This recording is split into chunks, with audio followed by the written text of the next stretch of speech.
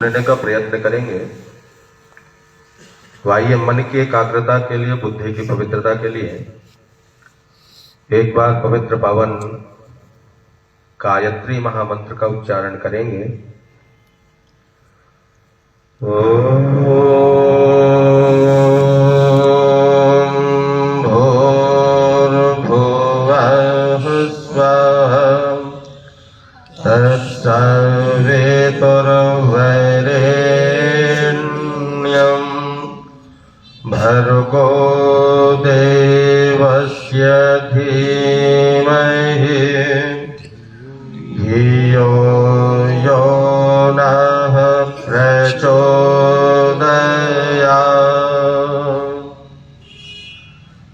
ॐ त्वं ह्येनः पिता त्वं माता शतक्रतो बभूविथ अधाते सुम्नमीमहे।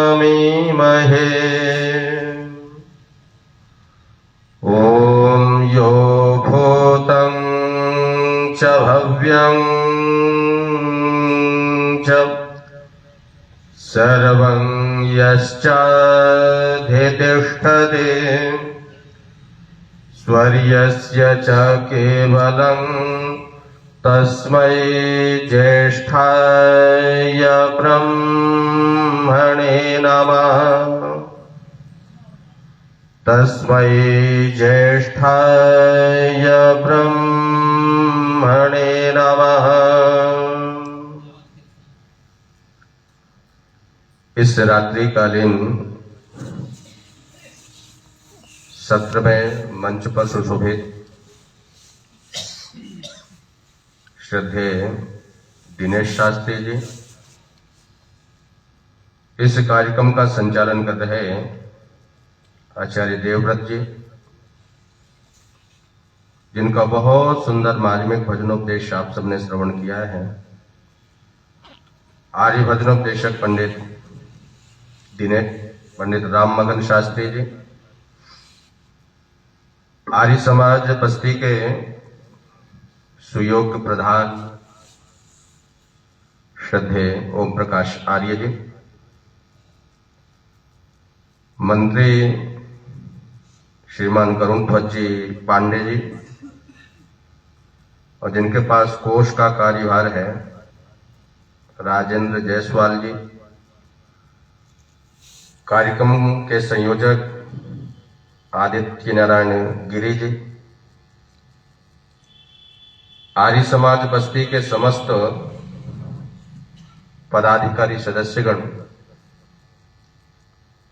और पूर्व में जिन विद्वानों के आपने बहुत सुंदर विचारों को श्रवण किया है, श्रद्धेय आचार्य शैलेंद्र जी, श्रद्धेय पंडित राजेश पंक्षी जी,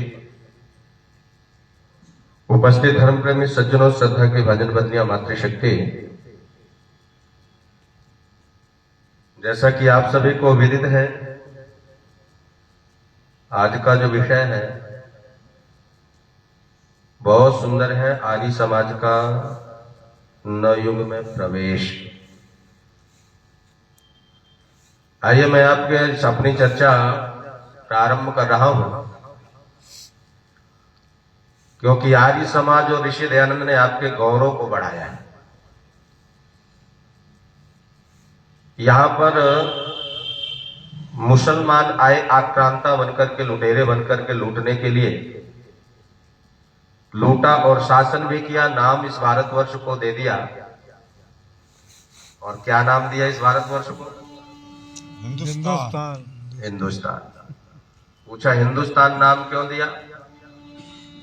एक सिंधु नाम की नदी है, बोले सिंधु से हिंदू बना, और हिंदू से क्या बना? हिंदुस्तान बना। मैंने कहा सिंधु तो आज भी सिंधु है, वो तो हिंदू नहीं हुई, तो ये हिंदू कहां से आ गए? और जब अंग्रेज आए तो अंग्रेजों ने भी आपको एक नाम दिया, इस देश का नाम दिया। क्या नाम दिया? इंडिया। इंडिया। और आज भारत में क्या पढ़ाते हैं? इंडिया माने क्या पढ़ाते हैं? बताते हैं। इंडिया माने,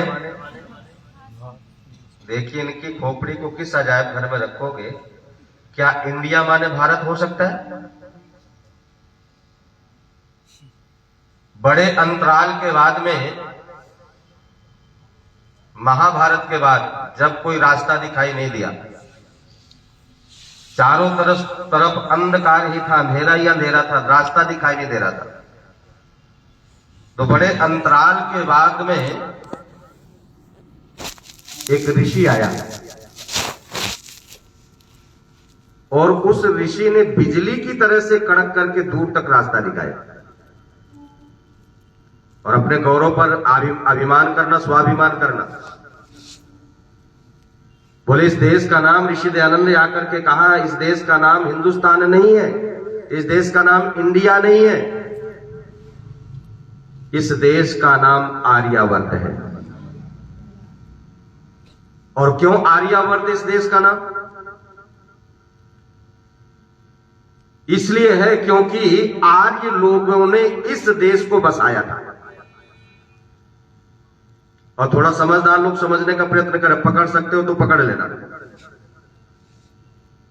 जब हम पैदा हुए थे तो नाम के साथ पैदा हुए थे।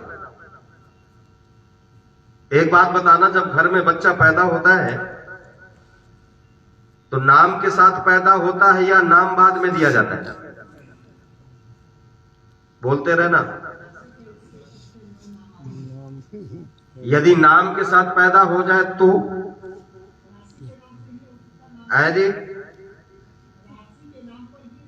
हाँ, बहुत बढ़िया। सुन लो, पहले सुन लो फिर बताना। आप आपकी भी सुनेंगे, आप मेरी सुनो, मैं आपकी सुनूंगा। यानी कि बच्चा जब पैदा हुआ तो नाम के साथ पैदा नहीं हुआ। और यदि नाम के साथ पैदा हो जाए तो याद रखिएगा जरा, हम जब पैदा हुए थे तो नाम के साथ पैदा हुए थे। क्यों नाम के साथ पैदा हुए? क्योंकि जब हम पैदा हुए थे तो पिता पैदा हुए थे, बच्चे पैदा नहीं हुए थे। जब प्रथम सृष्टि होती है, जिसे हम अमैथुनी सृष्टि कहते हैं, उस प्रथम सृष्टि में, अमैथुनी सृष्टि में बच्चा पैदा नहीं होता है। क्या पैदा होता है बोलो? 25 वर्ष का पिता पैदा होता है। और जो पिता पैदा होता है तो नाम के साथ पैदा होता है। उस परम पिता परमात्मा ने जब हमें प्रथम सृष्टि में पैदा किया था तो बच्चे के रूप में पैदा नहीं किया, हमें तो पिता के रूप में पैदा किया था। और उस पिता ने, जिस पिता ने हमें पिता के रूप में पैदा किया, दुनिया का कोई व्यक्ति उस पिता का याद रखना पिता नहीं बना सकता है। और या ये कहे कि जिस पिता ने हमें पिता के रूप में पैदा किया था, उस पिता को दुनिया में कोई पैदा नहीं कर सकता है। जब हम पिता के रूप में पैदा हुए तो नाम के साथ पैदा हुए। और क्या नाम लेकर के पैदा हुए? सत्यार्थ प्रकाश का प्रथम समुल्लास पढ़ना। वहां पर ऋषि दयानंद क्या लिखते हैं सत्यार्थ प्रकाश के प्रथम समुल्लास में? बोले उस ईश्वर का नाम अर्य है। और अरि के बहुत सारे अर्थ है, व्याकरण में जाएंगे तो अरि का अर्थ वैश्य भी है। और वैश्य उस परमपिता परमात्मा को भी कहते हैं। जैसे वैश्य समाज में पालन पोषण करता है, किसी के साथ कोई भेदभाव नहीं करता है, तो वह परमपिता परमात्मा भी सारे ब्रह्मांड का बोल जरा पालन पोषण करता है। इसलिए परमात्मा को भी क्या कहा गया है बोलो? वैश्य कहा गया है। इसलिए सत्यार्थ प्रकाश के पहले समुल्लास में ऋषि क्या लिखते हैं? उस परमपिता परमात्मा का नाम क्या है? अर्य। और जो अर्य की संतान है वो क्या है बोलो? आर्य है। और जब पहले आर्य पैदा हुए थे तो इस देश को आर्यों ने बसाया था, तो इस देश का नाम क्या हुआ बोलो? आर्यावर्त। इसलिए ऋषि दयानंद गौरव जगाते हुए क्या कहते हैं, ऐ दुनिया के लोगों, ये आर्य लोग भारत से नहीं, बाहर से नहीं आए, इसी देश के मूल निवासी है जिन्होंने इस देश को बसाया था। लेकिन इस देश के प्रथम प्रधानमंत्री डिस्कवरी ऑफ इंडिया में क्या लिखते हैं, आर्य लोग कहां से आए, ईरान से आक्रांता थे, आक्रमण किया, द्रविड़ों को हराया और इस भारतवर्ष में कब्जा कर लिया। लेकिन याद रखिएगा जरा, भारत कहीं बाहर से नहीं आए, आर्य ही इस देश के मूल निवासी थे। क्यों? क्योंकि जो प्रथम पैदा हुए थे, पिता पैदा हुए थे, और पिता को पैदा करने वाला वह परम पिता परमात्मा है, और परमात्मा का नाम आर्य है, और आर्य की जो संतान होती है वो क्या कहलाती है, आर्य कहलाती है। इसलिए तो वेद कहता है, इंद्रम वर्धन्तु अप्सरा कृण्वन्तो विश्वमार्यम अपखनन्तो अरावणा। बोले रावणों को, जो रावण नहीं है उनको मार करके किनको बढ़ाओ, बोलो, बोले आर्यों को बढ़ाते हुए चले जाओ, अच्छी विचारधारा वाले लोगों को बढ़ाते हुए चले जाओ। क्यों? क्योंकि आर्य विचारधारा ही दुनिया का कल्याण कर सकती है। क्योंकि महाभारत के बाद भी इस देश में बहुत सारी विचारधाराएं आई। महाभारत के बाद में एक विचारधारा एक ऐसी आई जिसने एक सत्ता को स्वीकार किया, कहा एक ही सत्य है, बाकी सारा का सारा बोलो मिथ्या है। लेकिन उसके बाद में दूसरी एक और विचारधारा आती है, और विचारधारा क्या कहती है, बोले एक सत्य नहीं है, अब तो यहाँ पर दो सत्य है, बाकी सारा का सारा बोल दो बेकार है। लेकिन महर्षि प्रवर देव दयानंद महाभारत में वो मुक्त बात आती है और कहती है, दुनिया के लोगों, ना एक वाला ठीक है, ना दो वाला ठीक है, यदि ठीक है तो तीन वाला ठीक है। क्यों? क्योंकि वेद का जो सिद्धांत है वो किसका सिद्धांत है, बोले त्रैतवाद का सिद्धांत है। आर्य समाज का जो सिद्धांत है वो किसका सिद्धांत है, बोले त्रैतवाद का सिद्धांत है। और दुनिया के अंदर त्रैतवाद का सिद्धांत की दुनिया का सत्य सिद्धांत है, और इस त्रैतवाद के सिद्धांत का दुनिया में कोई खंडन नहीं कर सकता। क्यों? क्योंकि तीन का ही खेल दुनिया में चल रहा है। यदि तीन को निकाल दो, खेल बिगड़ जाएगा। यदि आप भोजन खाने के लिए बैठे हैं तो भोजन में भी तीन हैं, उनमें से एक को भी कम कर दोगे भोजन मिलने वाला नहीं है। यदि घर में जाओगे तो तीन का ही खेल है, विद्यालय में जाओगे तो वहां पर भी तीन का खेल है, और यहां हम सुना रहे हैं तो यहां भी कितने का खेल है बोलो। लेकिन हमारे यहां तो तीन की संख्या को अशुभ माना जाता है।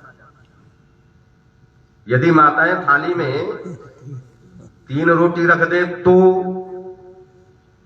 पता नहीं कौन सा पहाड़ टूट पड़ेगा। फिर देखना क्या करेंगे, उसी रोटी में से एक टुकड़ा तोड़ेंगे और बढ़ा देंगे, बोले अब ठीक है। लेकिन याद रखिएगा जरा, 3 की ही संख्या दुनिया में सबसे शुभ संख्या है। क्यों? क्योंकि वेद का, आर्य समाज का सिद्धांत ही सारा का सारा दुनिया का सिद्धांत ही 3 पर टिका हुआ है, और त्रैतवाद के सिद्धांत का दुनिया में कोई खंडन नहीं कर सकता है, चाहे इस्लाम का मानने वाला हो। तो इस्लाम भी 3 त्रैतवाद को मानता है कि नहीं मानता? निकाह कितनी बार में? अब तो बच्चा बच्चा जान गया है। निकाह कितनी बार में? 3 बार में। एक बार कह देते कबूल है, और जैसी एक बार कहा कबूल है, बोले अभी निकाह नहीं। 2 बार जब कबूल कहा, बोले अभी भी नहीं। और जब 3 बार कह दिया कबूल है, कबूल है, कबूल है, लोगों ने कह दिया निकाह संपन्न। और तलाक भी कितने बार में? 3 बार। 1 बार में कर लेते, 2 बार में कर लेते, बोले नहीं, बोले 3 बार कहोगे तभी बात सत्य मानी जाएगी। और जैसी 3 बार तलाक तलाक तलाक शब्द निकला, तलाक हो गया। क्यों? क्योंकि वो भी त्रैतवाद को मानते हैं। और तथाकथित पौराणिक जगत के लोगों को, और तथाकथित पौराणिक क्यों कह रहा हूं, क्योंकि पौराणिक तो आप बैठे हैं। सत्यार्थ प्रकाश की भूमिका उठा करके पढ़ना, और ऋषि दयानंद सत्यार्थ प्रकाश की भूमिका में क्या लिखते हैं? ऋषि दयानंद लिखते हैं, ये जो पुराण आदि हैं ये समस्त रचनाएं नवीन रचनाएं हैं। इस विश्व के अंदर सबसे पुराना क्या है बोलो? वेद है। और जो सबसे पुराना है उसी का नाम तो क्या है बोल दो जरा? पुराण है, और उस वेद का नाम ही तो पुराण है, और उस वेद रूपी पुराण को मानने वाले का नाम क्या है? पौराणिक। वास्तव में हम ही तो पौराणिक बैठे हुए हैं। दूसरी एक और बात कहते हैं, तुम आर्य समाजी हो, हम सनातनी है। मैंने कहा यहां भी तुम गलत कह रहे हो। आर्य समाजी भी हम हैं और सनातनी भी हम हैं। तुम तो केवल तनातनी हो, लेकिन सनातनी क्यों? क्योंकि सनातन को समझने के लिए दो शब्द समझ लेना। एक शब्द है नूतन और दूसरा शब्द है पुरातन। नूतन माने नया, पुरातन माने पुराना। और ये जो नूतन और पुरातन शब्द है, ये अपेक्षाकृत शब्द है। नए की अपेक्षा से पुराना, पुराने की अपेक्षा से नया। मैं आपसे पूछूं, ये ध्वनि विस्तारक यंत्र है जो माइक है, ये नया है अथवा पुराना? तो दो उत्तर आएंगे। बोले ये नया भी है और पुराना भी है। नया कैसे है? बोले इससे जो पुराना है उसकी अपेक्षा से नया, और इससे जो पुराना है उसकी अपेक्षा से ये नया है। यानी नूतन और पुरातन जो शब्द है ये अपेक्षाकृत शब्द है। नए की अपेक्षा से पुराना, पुराने की अपेक्षा से नया। जो वस्तु बनती है और बिगड़ती है वहां नूतन और पुरातन की कोटि में आती है। जो ना कभी बनी है ना कभी बिगड़ेगी, उसी का नाम तो क्या है? बोल दो जरा, सनातन है। अरे जो ना कभी बनता है ना बिगड़ता है, उसी का नाम सनातन है। ईश्वर ना कभी बना था ना कभी बिगड़ेगा, इसलिए ईश्वर क्या है? बोल दो जरा, सनातन है। और उसका ज्ञान भी बोल दो जरा, सनातन है। और उस वेद रूपी ज्ञान को मानने वाला क्या है? सनातनी है। बाकी सारे के सारे क्या है? बोल दो जरा, सनातनी है। देखना जरा आर्य समाज की दृष्टि। एक पंडित जी मेरे पास बैठे हुए थे। पंडित जी से मैंने पूछा, पंडित जी एक बात बताओ, यह पृथ्वी किस पर टिकी हुई है? चलो आप भी उत्तर दे दो। यह पृथ्वी जो है किस पर टिकी है? कोई भी उत्तर देना, कोई बात नहीं। आपकी परीक्षा थोड़ी हो गई है कि नंबर कम हो जाएंगे। यह जो पृथ्वी है, जैसा आपने सुना हो, कोई बात नहीं। यह पृथ्वी किस पर टिकी हुई है? नहीं पता? ईश्वर पर, कहानी तो आप लोगों ने भी सुन रखी है पर बोल नहीं रहे। परमात्मा के ऊपर है जी, परमात्मा से शेषनाग पे फन। आधे घंटे बाद अभी आएंगे। अभी पीछे से श्रीमान जी ने उत्तर दिया शेषनाग के फन पर। चलो भाई साहब, शेषनाग कहां पर टिका है? जी, किसके ऊपर? महादेव के ऊपर, विष्णु के भगवान के ऊपर। फिर विष्णु भगवान कहां टिके हैं जी? जब लोगों से प्रश्न करते हैं कि पृथ्वी किस पर टिकी है, तो कहते हैं शेषनाग पर। बस यही प्रश्न जब मैंने पंडित जी से किया तो पंडित जी ने भी यही उत्तर दिया, पर ये पृथ्वी शेषनाग पर टिकी है। मैंने पूछ दिया शेषनाग किस पर टिका है? क्यों? क्योंकि जो आकार वाली वस्तु है उसे रुकने के लिए, टिकने के लिए कुछ ना कुछ आधार का होना आवश्यक है। बिना आधार के आकार वाली वस्तु रुकती। जब मैंने कहा फिर ये शेषनाग किस पर टिका हुआ, तो पंडित जी मौन। पंडित जी ने मुझसे कहा तुम ही बताओ किस पर टिकी है। तो मैंने भी कह दिया पंडित जी शेषनाग पर। और जैसे ही मैंने कहा पंडित जी शेषनाग पर टिकी है, पंडित जी का पारा 7वें आसमान में। और पंडित जी कहते तूने कौन सी नई बात बता दी? जो मैंने कहा वही तो तुमने भी कहा। तो मैंने कहा पंडित जी एक बात ध्यान से सुनो, जब हम आर्य समाजी ये कहते हैं कि पृथ्वी शेषनाग पर टिकी है, तब ये पृथ्वी शेषनाग पर टिकी है। लेकिन जब तुम कहोगे कि पृथ्वी शेषनाग पर टिकी है, तब यह पृथ्वी शेषनाग पर नहीं टिकी। मैंने कहा पंडित जी सुनो, नाग का अर्थ क्या है? तो संस्कृत व्याकरण के आधार पर नाग का अर्थ है ना आगच्छति ना गच्छति, जो ना कभी आता है ना कभी जाता है। और आना जाना कौन नहीं करेगा? हम और आप एक देशी हैं, हम और आप आना जाना करते हैं। अभी हम यहाँ आए हैं तो घर में नहीं है, और जब यहां से चले जाएंगे तो यहां पर बोलो नहीं रहेंगे। क्यों? क्योंकि जो एक देशी है वो आएगा भी जाएगा भी, आना जाना करना पड़ेगा। लेकिन जो सर्वदेशी है, सर्वव्यापक है, वो कभी आना जाना नहीं करता। और इस संसार में सर्वव्यापक कौन है बोलो जरा? परम पिता परमात्मा। परमात्मा।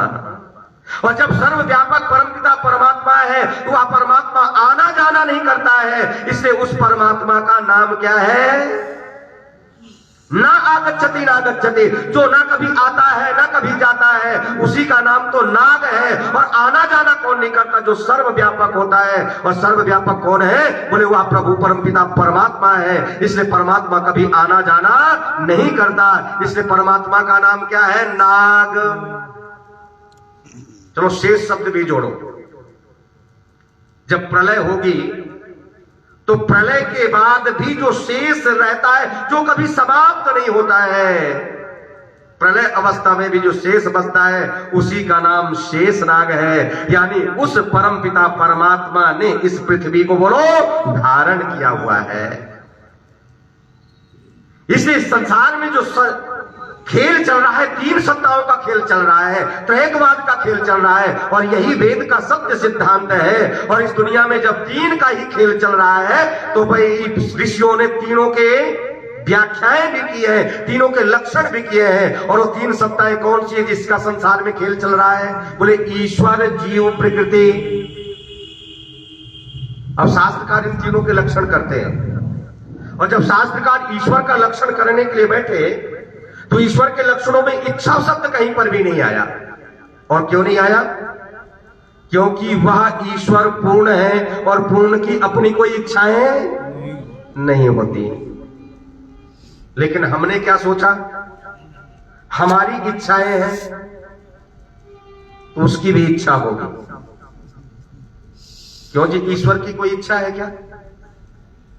हमारी इच्छा मकान की है तो ईश्वर की भी होती होगी मकान की इच्छा। मकान मिल जाए, बढ़िया कोठी मिल जाए, बंगला मिल जाए, उसकी इच्छा है। उसका तो सारा का सारा संसार ही बोल दो जरा मकान है। और जब हमने सोचा कि मेरी इच्छा मकान की है तो परमात्मा को भी मकान की इच्छा होगी, तो परमात्मा के मकान के रूप में लोगों ने क्या बनाया है दुनिया में? मंदिर। मंदिर। अरे क्या परमात्मा का मंदिर दुनिया में कोई बना सकता है? क्या हमारी और आपकी इतनी औकात है कि परमात्मा के मंदिर को बना करके हम तैयार कर सके? अरे दुनिया का कोई वैज्ञानिक परमपिता परमात्मा का मंदिर बना ही नहीं सकता। अरे परमात्मा ने अपना मंदिर स्वयं बनाता है। और परमात्मा का मंदिर कौन सा है? जो परमात्मा ने अपने मंदिर के रूप में बनाया है, वो मंदिर कोई और नहीं, आपका मन ही वो मंदिर है जिसको परमात्मा ने बनाया है, जहां पर वो मिलता है। इसलिए उस वेद मंत्र को उठा करके पढ़िए। परमात्मा की भक्ति के लिए कहां जाना है? बोले मंदिर में जाना। बोले मंदिर कहां मिलेगा? बोले कहीं अन्यत्र मिलने वाला नहीं है वो मंदिर। वो मंदिर तो परमात्मा ने बनाया है। और वो मंत्र क्या है? कहां भक्ति करनी है? जब पूछा परमात्मा की भक्ति कहां करें, तो वेद का एक मंत्र है। बोले इस वेद मंत्र में जो जो बातें कही गई हैं, जो जो स्थान बताए गए हैं, उन्हीं स्थानों में जाकर के परमात्मा की भक्ति करना, परमात्मा की उपासना करना। और वो वेद मंत्र क्या है? जिसमें जो स्थान बताए गए परमात्मा की भक्ति के लिए। वेद मंत्र कहता है उपहरे गिरिणाम संगमे चदा नदीनाम धियो विप्रो अजायता। बोले परमात्मा की भक्ति के लिए कहां जाना है? बोले गुफा में जाना, पहाड़ों में जाना। बोले पहाड़ तो बस्ती में नहीं है, फिर क्या घर छोड़ करके परमात्मा की भक्ति के लिए पहाड़ खोजे? पहाड़ कहां मिलेंगे? बोले उत्तरांचल में, हिमालय में। बोले घर को छोड़ करके हिमालय जाएं? घर के कार्यों की जिम्मेदारियों को छोड़ दें? बोले गुफा भी तो वहीं मिलेगी। और आगे वेद मंत्र क्या कहता है? बोले जहां पर नदियों का संगम है वहां पर जाना। बोले नदियों का संगम तो यहां पर बस्ती के अंदर नहीं है। नदियों का संगम कहां पर है? बोलो प्रयागराज में है। तो क्या परमात्मा की भक्ति के लिए प्रयागराज जाना पड़ेगा? तो वेद कहता है दुनिया के लोगों, तुम्हें कहीं इधर उधर भटकने की आवश्यकता नहीं है। इस शरीर में ही सब कुछ परमपिता परमात्मा ने दिया है। इस शरीर में परमात्मा ने पहाड़ दिए हैं। और कितने पहाड़ दिए हैं? कितनी संख्या है पहाड़ों की? 209। और पहाड़ कौन से हैं इस शरीर में? 209। मुट्ठी बंद कीजिए, चोटियां बन करके तैयार हो गई, गिन लेना। यानी शरीर में जितने भी जोड़ हैं वो सारे के सारे क्या है? बोलो जरा, पहाड़ है। लेकिन उस परमपिता परमात्मा का जोड़ भी बड़ा बेजोड़ है। जोड़ होते हुए भी कोई जोड़ दिखाई नहीं देता है। और जोड़ भी कैसा है? बड़ा बेजोड़ है। और जोड़ क्यों नहीं दिखाई देता? क्योंकि परमपिता परमात्मा जो कुछ भी रचता है वो रचना के अंदर बैठ करके रचता है। हम जो कुछ बनाते हैं रचना से बाहर रह करके बनाते हैं। और बनाने के बाद भी वह परमपिता परमात्मा अपनी रचना के साथ साथ रहता है। रचना का एक पल के लिए साथ बोलो नहीं छोड़ता है। अरे हम रचते हैं तो रचना से बाहर रह करके रचते हैं, लेकिन परमात्मा जो जो रचता है रचना के अंदर बैठ करके रचता है। इसलिए जोड़ होते हुए भी कोई जोड़ दिखाई नहीं देता। उसका जोड़ ही बोलो जरा बड़ा बेजोड़ है। यहां पर जोड़, यहां पर जोड़ ना होता, यहां पर जोड़। ग्रास जाता मुख में? नहीं जाता। पहले तो ऊपर फेंकते, फिर मुख को खोलते, थोड़ा बहुत मुख में आता, बाकी सारा का सारा बोलो गिर जाता है, इधर बिखर जाता। उसकी रचना देखना जरा। और रचना को केवल छोड़ता नहीं, संभालता भी है। जीवात्मा ने परमात्मा से कहा, प्रभु मैं जानता हूं ये समस्त रचनाएं तेरी रचना है, मेरे लिए है। जो कुछ भी परमात्मा ने दुनिया में बनाया किसके लिए? अपने लिए। जो कुछ भी परमात्मा ने बनाया है सब जीवात्माओं के लिए बनाया है। तब जीवात्मा कहता है मैं जानता हूं ये रचना तेरी है, मेरे लिए है, तेरे लिए कुछ भी नहीं है। लेकिन एक बात बताओ, इस शरीर को रचने के बाद में मुझे इस शरीर में आपने बिठा दिया, बिठाने के बाद में मुझे छोड़ देता, मैं इस शरीर को चलाता रहता। लेकिन एक बात बताओ, तुझे मेरे शरीर में मेरे साथ बैठने की आवश्यकता क्या क्यों पड़ी? क्यों? क्योंकि उपनिषद का ऋषि एक वाक्य बड़ा छोटा सा देता है उपनिषद के अंदर, और क्या कहता है? वह परमपिता परमात्मा जीवात्मा के साथ साथ इस शरीर में अनुप्रविष्ट हो रहा है, साथ साथ बैठा हुआ है। तब जीवात्मा परमात्मा कहता है जीवात्मा से, सुन तेरे साथ इस शरीर में मैं क्यों बैठा? बोले रचना मेरी है, तो रचना को संभालने की जिम्मेदारी किसकी? तू अपनी रचनाओं को संभाल सकता है, लेकिन तू मेरी रचना को कभी संभाल नहीं सकता है। अरे मैं इस रचना तेरे साथ इसलिए बैठा कि ये रचना जब मेरी है, इस रचना को संभालने की जिम्मेदारी किसकी है? मेरी है। तू मेरी रचना को नहीं संभाल सकता। और कैसे वो रचना को संभालता है? भोजन खाया, उदर में पहुंच गया, भोजन को उदर तक पहुंचाना ये जिम्मेदारी किसकी? जीवात्मा की। और जब भोजन उदर में पहुंच गया, पेट में पहुंच गया, जीवात्मा की व्यवस्था अब समाप्त हो गई। अब व्यवस्था किसकी प्रारंभ होने वाली है? उसी भोजन को एक निचोड़ा दिया, गंदगी अलग की, रस तैयार कर दिया, रस में निचोड़ा दिया, रक्त मांस मज्जा मेद शुक्र 7 प्रकार की धातु बना दी। एक मेरे पास आकर के कहता है इसमें कौन सी बड़ी बात है, रस तो हम भी बना देंगे। बोले जूस निकालने वाले के पास में लेकर के फल जाओ, जब डालेगा मशीन में जूस एक तरफ हो जाएगा और गंदगी एक तरफ हो जाएगी। मैंने कहा रस तो बना लोगे, लेकिन उस रस से रक्त कैसे बनाओगे? क्यों? क्योंकि परमपिता परमात्मा ने जो रस बनाया था उस रस को ऐसे नहीं छोड़ा, नाभि चक्र में चढ़ाया, और जब नाभि चक्र से बाहर निकला तो याद रखना वो रस नहीं रहा, रस क्या बन गया है? बोल जरा, रक्त बन गया है। और कैसे रचना को संभालता देखना जरा। वही भोजन एक मां खाती है, वही भोजन एक पुरुष खाता है, लेकिन दोनों की क्रियाओं में अंतर है। जब मां भोजन खाती है, उसी भोजन में एक और निचोड़ा दे दिया, और निचोड़ा दे करके उसके बच्चे के लिए शरीर में दूध भी बोलो उस परमात्मा ने बनाया है। गाय घास खाती है, उस घास में से भी रक्त मांस मज्जा मेद और उसके बच्चे के पालन पोषण के लिए हमारे और आपके लिए उस परमपिता परमात्मा ने घास में निचोड़ा दे करके क्या बनाया? दूध बनाया। सूअर क्या खाता है? गंदगी। उस गंदगी में से भी उसके बच्चे के पोषण के लिए दूध निकालने का काम यदि कोई करता है उस कीचड़ में से, तो कौन करता है? परमपिता परमात्मा करता है। इसलिए मैं आप सबके सामने निवेदन कर रहा था, उस परमात्मा की रचना बेजोड़ है। इससे शरीर में कितने पहाड़ है? बोले 209 पहाड़ है। आपको पहाड़ मिल गए। बोले शरीर में गुफा है? बोले हाँ गुफा भी है। बोले कहां पर है? बोले ग्रीवा से नीचे चले जाना। और कहां तक चले जाना? बोले हृदय के पास तक चले जाना। और हृदय के पास में कमल जैसी आकृति का थोड़ा सा खाली स्थान है। और उस खाली स्थान में कौन बैठा है?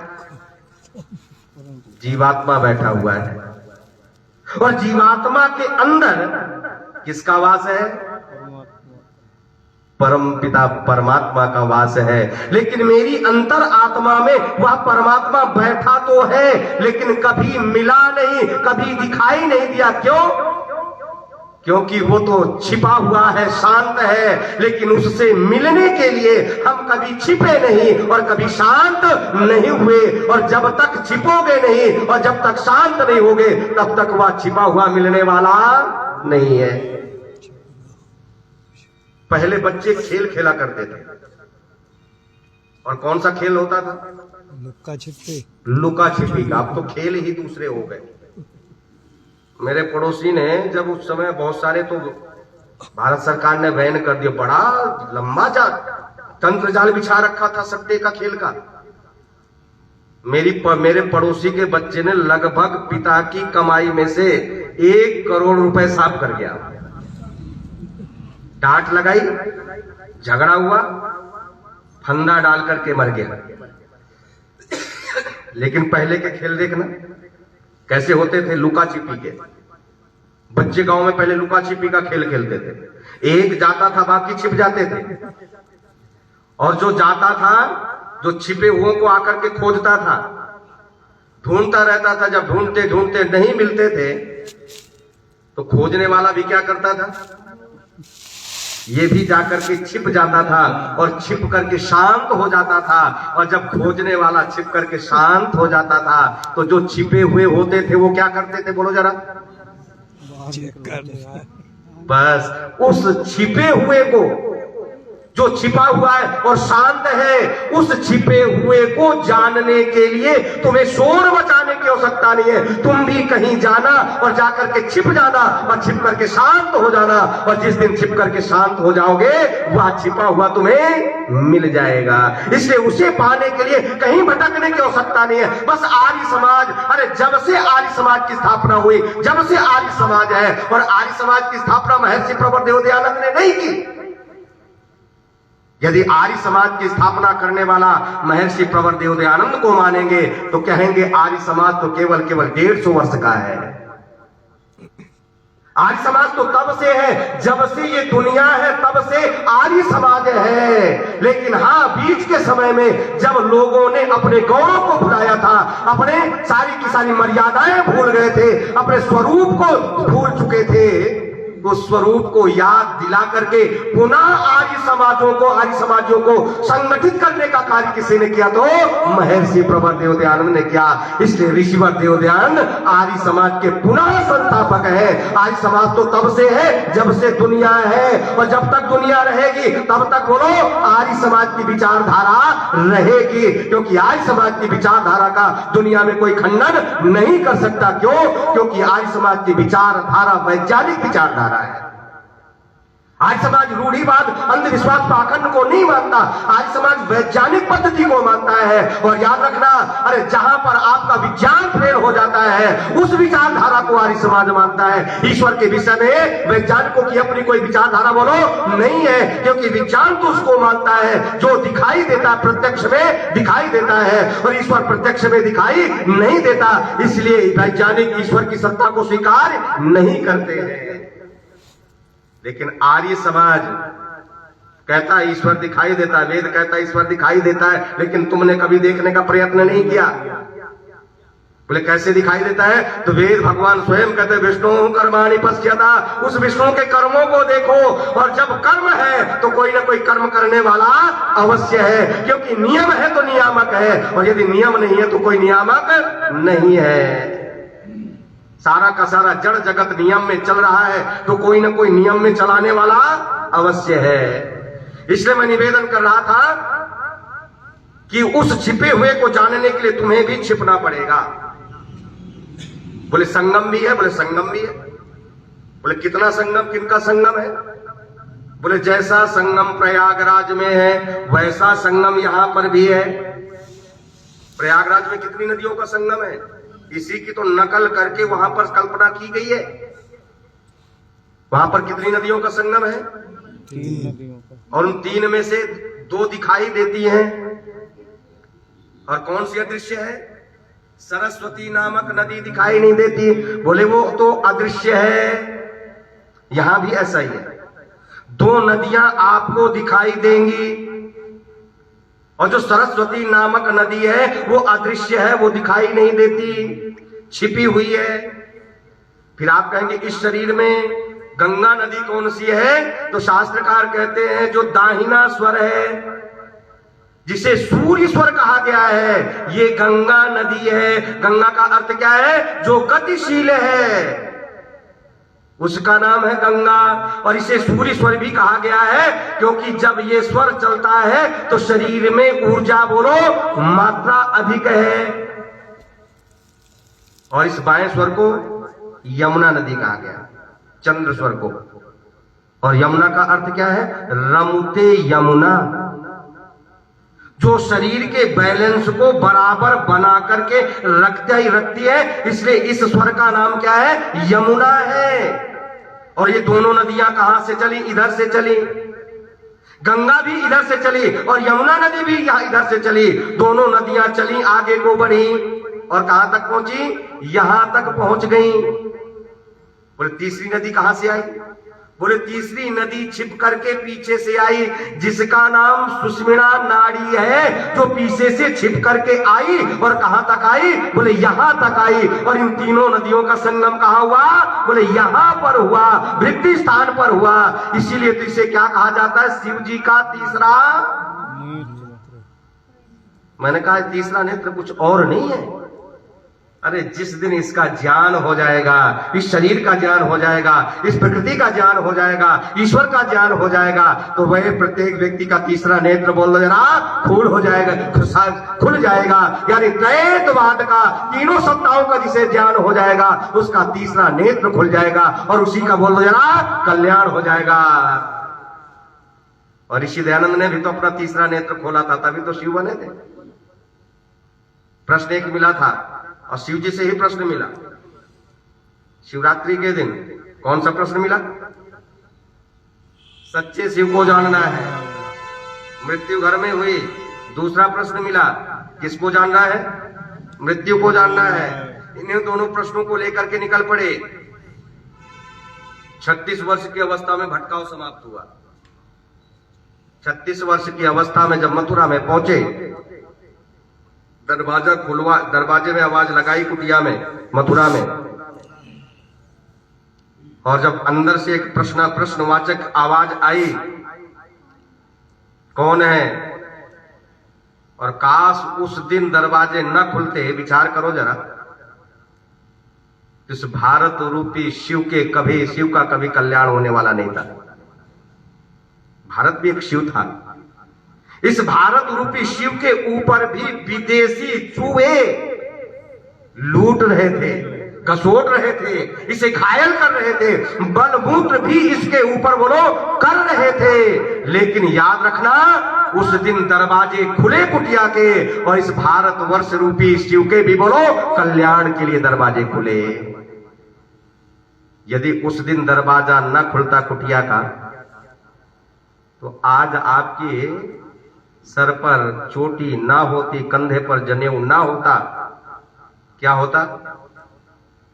चोटी यहां से यहां आ गई होती, गोल होती टोपी, गले में क्रॉस लटका हुआ होता, लेकिन जनेऊ किसी के पास दिखाई नहीं देता।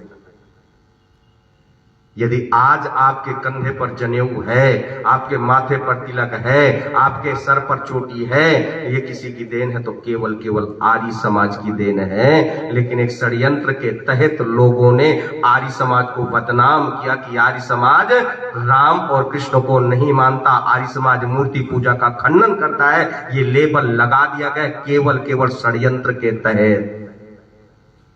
बहुत बड़ा आर्य समाज के साथ षड्यंत्र किया गया, लेकिन फिर भी आर्य समाज इनकी परवाह नहीं करता। आर्य समाज तो यही चाहता है वेद का प्रचार प्रसार हो, वेद को सर्वोपरि मानता है आर्य समाज, और वेद का प्रचार करने के लिए दिन रात लगा हुआ है। ये आयोजन करने की आवश्यकता इनको क्या पड़ी थी? बढ़िया किसी को कथा करवा लेते बुला करके, यहाँ तो जगह भी ना मिलती, समझिए किसी को निमंत्रण भी ना देना पड़ता। लेकिन याद रखना, ये आपको सीधे मार्ग पर, सच्चे मार्ग पर ले जाने के लिए इनके हृदय में दर्द है। आपको अंधविश्वास और पाखंडों से बचाना चाहते हैं, और ऋषि दयानंद का जो अनुयायी होगा उसके हृदय में ही दर्द होगा। क्यों? क्योंकि आर्य समाज ने इस देश को अपने खून से सींचा है, बलिदान दिया। जब आपके मंदिरों के ताले बंद हो गए थे, घंटे घड़ियाल नहीं बजा सकते थे, इतिहास को पढ़ लेना उठा करके, उन घंटों आपके मंदिरों के दरवाजों को खुलवाने के लिए किसी ने यातनाएं सहन की हैं तो केवल केवल आर्य समाज ने सहन की।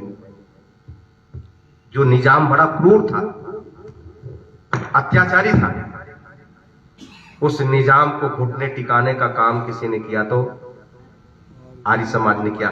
सीमेंट की रोटियां खाई, मल की टोकरियां सर में रखी, किसके लिए? आप लोगों के लिए। लेकिन समस्या तो इस बात की है, जिनके लिए आर्य समाज ने सब कुछ बलिदान कर दिया, सब कुछ न्यौछावर कर दिया, अपने प्राणों की आहुति तक दे दी, वही लोग आर्य समाज को अपना दुश्मन मानते। बोले तुम तो आर्य समाजी हो। मैंने कहा आर्य समाजी कोई जाति सूचक नहीं, ये तो श्रेष्ठता का सूचक है। अरे जिनके गुण कर्म स्वभाव अच्छे हैं वही तो आर्य है। सीधी सी बात हम एक और लोक चाल की भाषा में कह देते, तू तो यदि कोई कुछ नहीं आता जाता तो उसे क्या कह दे, तू तो बिल्कुल अनाड़ी है।